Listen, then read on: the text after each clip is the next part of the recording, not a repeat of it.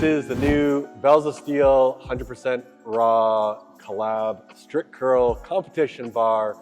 I'm Kayvon, founder of Bells of Steel. I'm here with Alex, president of 100% raw here in Canada, as well as owner of One for All Fitness, where we are right now.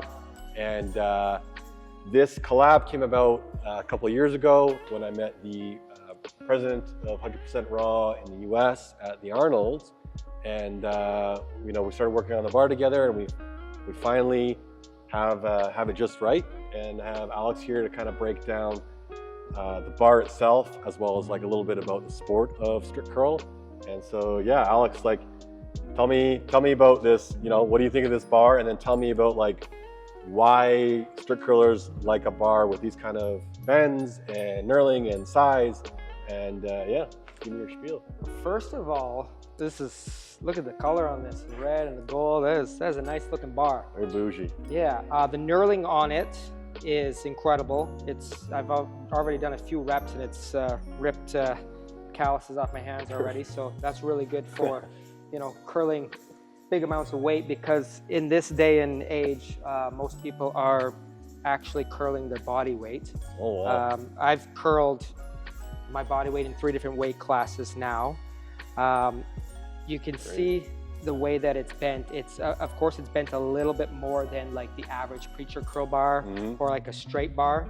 And because of that bend, what happens is your biceps can actually utilize more of its strength, right? When you're kind of out here and it's not curved as much, you get less out of your lift, right? So with the strict curl competition bar here, you're gonna get about 10 to 20 extra pounds on your lift.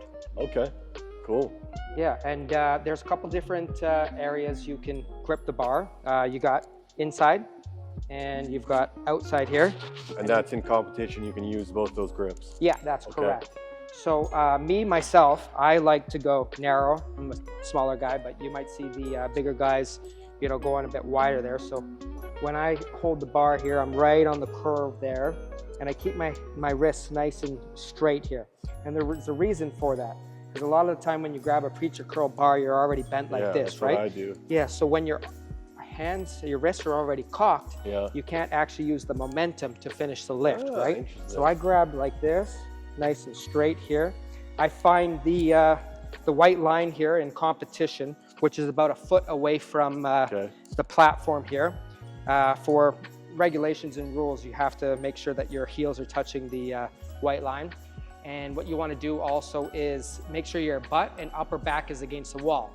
You're going to get a command from the judge in the front, and the judges on the side. They're just going to say curl. So you're going to curl, and then they're just going to say down. The things that they're looking for is your butt coming off the wall and your upper back. A lot of the time in competition, when you go to curl, what's going to happen is you'll dip your back down and use a bit of momentum, and that's a no lift. The judges on the sides are going to see that right away, give it a no lift. When the weight starts to get heavy, what happens is you're going to curl here, and you start putting your butt away from the wall. You'll get a red light for that as well. As long as you get 2 of 3 white lights, you get a pass, right? Another thing they kind of look for is when you're curling and there's some downward motion, they're going to call that as well. That's kind of levering the weight up there. Got to make sure that the weight goes up at the same time. So the nice thing about this bar is that when you are curling and you're halfway through the lift, because of the curvature on it, it's going to use the momentum to actually flip that bar up a little bit quicker, right? So when you get to here, it snaps it up there, and that's why you can actually lift quite a bit more weight than a regular preacher curl bar. Very cool. And this bar, it's 12.5 kilo, which is competition standards. You guys use kilos.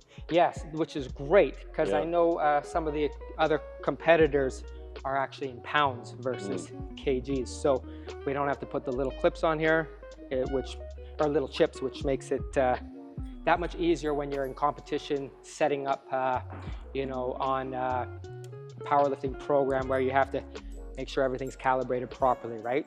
Because lots of records get breaking, and it's just easier when it's like that. Oh, very cool.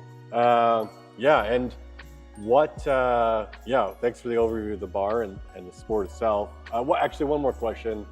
Is it like powerlifting, you get 3 attempts or whatever? So what happens is in competition, yes, you get 3 attempts. Okay. Right? You're in the back, you're warming up, you're getting ready to come out on stage, and you normally want to warm up to something that you can do for 3 reps. Okay. Like if say you're a beginner, right? 3 reps is something comfortable for your first lift. Maybe the second lift, you're going to want to try your max, or maybe a bit more. And then the third one, it all depends on how that second one goes up. Once you get a bit more experienced, you might open up with your max, then your second, you'll try a little bit more, and then your third. Depending on where you are in the sport, right? I mean, you also can get a 4th lift in competition as long as you make your 3rd lift and you're going for a record. Oh, cool. And what are the weight classes? Is there weight classes? Yes, there's many weight classes, right? Starting from, I want to say, about 44 kgs, all the way up to the super heavyweight class, which is anything over 140 kgs. Okay. And is there men's and women's divisions too? Yep, there's men's, there's women's, and there's age as well. Oh, there's which age. is great because, I mean, now you're competing against people in your own age class, your own weight class, right? So I know a lot of people get, I guess, afraid to wanting to compete because, oh, I'm going against, so-and-so who's 300 pounds and lifts this. Yeah. But, we make it fair so that you're actually competing against people in your own age and weight class. Cool. And if you don't have access to a competition bench, like, what do the guys do at home? Do they just go against the wall and usually they go against the wall, but the problem with that is the weights sometimes hit the wall. Oh, right. Right? So in that case, if you're practicing at home, a lot of the time, maybe people will just do a regular curl. Like I can do this as well, standing and try to keep, the perfect form. Okay. It's just not competition, but I mean, when you get to competition, you can focus or rig something up that would make it seem like a platform. Oh, very cool. Well, yeah, thanks for giving the breakdown.